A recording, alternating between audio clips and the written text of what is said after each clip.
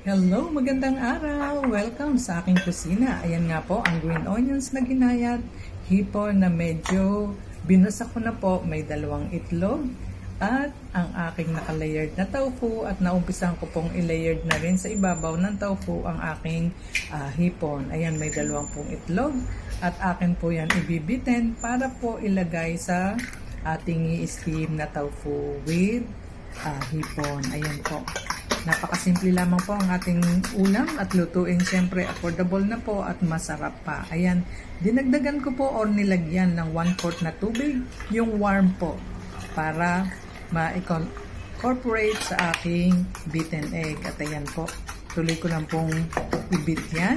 At maya-maya lang po ay pwede na yan mailagay sa ating lulutuing steamed tofu. Ayan, naalisin ko nga po yung mga bubbles kasi para hindi po mag-bubbles din dun sa ating i-steam at maging smooth po at very soft ang ating egg. Ayan po.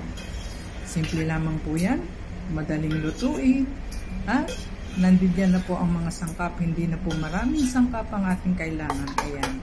Akin na po yung ibubuhos sa naka-layered na hipon at saka tofu. Ayan, ganyan lang po kasimple. At akin na po yung i-steam in 20 minutes. Ayan. Ayan po. Binunduran ko na po ng konting asin.